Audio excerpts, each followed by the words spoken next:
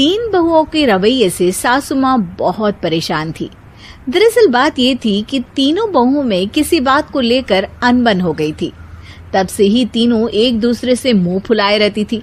ना कोई सीधे मुंह किसी से बात करती, ना किसी का कहना मानती। पड़ोसी भी इस बात को जानते थे और जाने कैसे कैसे बातें भी करते। इसीलिए सासू माँ ने तीनों बहुओं को तुरंत अपने कमरे में बुलाया। मैं कई दिनों से देख रही हूँ, तुम तीनों अलग अलग सारे काम कर रही हो। ये सब नहीं चलेगा, तीनों को मिलकर ही काम करना पड़ेगा। सास की बात सुनकर एकदम से बड़ी बहू बोल उठती है। नहीं मम्मी जी, मैं इन दोनों के साथ कुछ नहीं कर सकती। मैं इस घर की बड़ी बहू हूँ, फिर भी ये मेरा कहना बिल्कुल भी नहीं मानती। अरे जेठानी जी, जानबूझकर मुझे डबल काम करवाती है आप, और छोटी मुझसे टेढ़े मुंह ही बात करती है। इन दोनों के बीच हमेशा सैंडविच बन जाती है मेरी, और मैं हमेशा आलू की तरह बीच में मसली जाती हूँ। मम्मी जी, इन दोनों को लगता है कि मैं छोटी हूँ तो इनके पैरों तले दब जाऊंगी, लेकिन नहीं, मेरा भी उतना ही अधिकार है जितना इन दोनों का है। बड़ी आई दोनों मेरी चुगली करने के लिए, मुझे क्या कम समझ रखा है। तीनों बहू एक दूसरे से बहस करने लगती है और सास दोबारा ये देखकर टेंशन में आ जाती है और सबसे कहती है, चुप हो जाओ, अब से तुम तीनों सारे काम एक साथ करोगी, आंख बंद करके एक दूसरे की बात सुनोगी। तुम तीनों इस बात को गांठ बांध लो, वरना अगली छुट्टियों में तुम्हारा अपना मायके जाना कैंसिल। सास की बातें सुनकर डर के मारे तीनों हामी भर देती हैं। जी मम्मी जी, मैं समझ गई। हाँ मम्मी जी, जैसा आप कहें। आप जो कहेंगी मैं वही करूंगी। तीनों बहू सास की बात को गांठ बांध लेती है और वादा करती है कि अब से सारे काम वो तीनों एक साथ मिलकर ही करेंगी। ये सब देखकर सास खुश हो जाती है और वहां से चली जाती है। नीचे जाकर वो देखती है कि घर में शर्मा जी आए हुए होते हैं। सास जोर से आवाज लगाकर कहती है, अरे बहू, जरा चाय बनाकर तो लाना, शर्मा जी आए हैं। सास की बात सुनकर तीनों बहू तुरंत किचन की ओर भागती है और चाय बनाना शुरू कर देती है। मुझे तो एकदम मसाले वाली कड़क चाय पसंद है, तो हम शर्मा जी के लिए मसाले वाली चाय ही बनाएंगे। अरे नहीं दीदी, गर्मी के मौसम में मसाला चाय कौन पीता है? मैं तो शर्मा जी के लिए इलायची वाली चाय ही बनाऊंगी। ये कैसी बात कर रही हैं आप दोनों? मेरी मम्मी ने सिखाया है कि मेहमान को ज्यादा दूध और शक्कर वाली चाय देनी चाहिए, वरना वो घर वालों को कंजूस समझते हैं। तो मैं तो शर्मा जी को ऐसी ही चाय दूंगी। तीनों बहुएं अपने अपने तरीके से चाय में शक्कर, मसाला, पत्ती सब डाल देती है। उबलने के बाद तीनों मिलकर चाय बाहर लेकर जाती है और शर्मा जी और सासू माँ को देती हैं।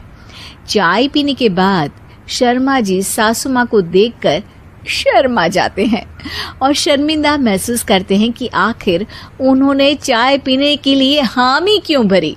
सासू माँ भी चाय पीना शुरू करती है और कहती हैं, अरे बहू, ये कैसी चाय बनाई है? चाय है या मीठे दूध की बासुंदी? हाँ, चाय अच्छी नहीं लगी क्या? कोई बात नहीं, हम पराठा बनाकर लाते हैं। चलो चलो अंदर। हाँ हाँ चलो, हाँ आती हूँ मैं भी।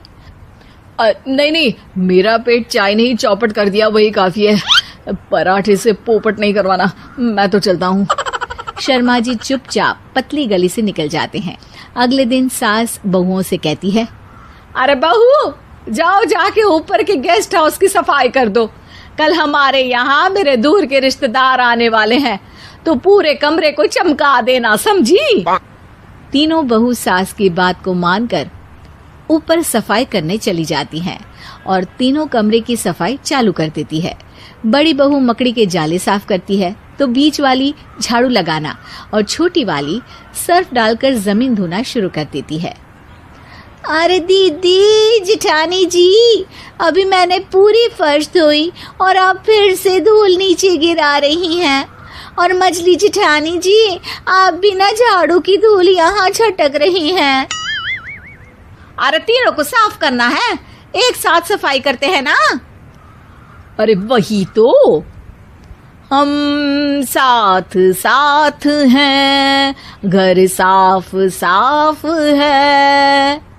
तीनों बहू ऐसे ही काम में उलझ जाती है और 2 घंटे तक एक ही कमरे की सफाई करती रहती है। बहुत देर से अपनी बहुओं को ना देखने के कारण सास ऊपर कमरे में उन्हें देखने जाती है, लेकिन कमरे में घुसती ही वो गीली फर्श पर फिसलने के कारण नीचे गिर जाती है। ओरी मोरी मैया, हड्डी मरोड़ के रख दी। आए मेरी तो कमर ही टूट गई रे। तीनों बहुएं सास को उठाती हैं और बिस्तर पर सुला देती है। अरे मेरे हाथ पैर दर्द कर रहे हैं, दबा दो, आराम मिलेगा। हाँ जी माँ जी।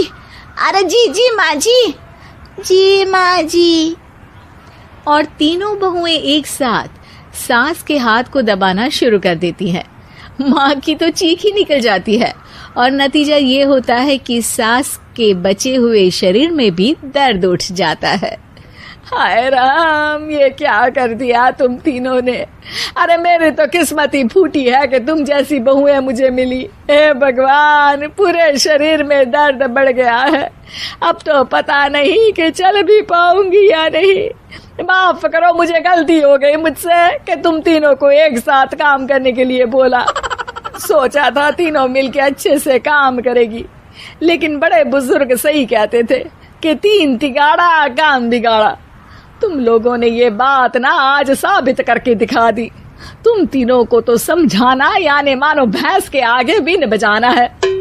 तुम्हें अकेले अकेले काम करना है ना, तो अब से तुम अकेले ही अपना अपना काम करो। तीनों बहुएं वहां से जाने लगती है। अरे कहाँ जा रही हो? आप ही ने तो कहा कि अपना अपना काम करो, तो मुझे मुल्तानी मिट्टी लगानी है।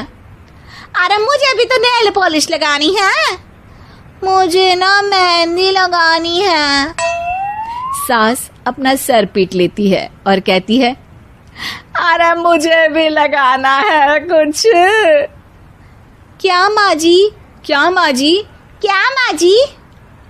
तुम्हारे घर वालों को फोन तुम्हारी हरकतें बताने के लिए।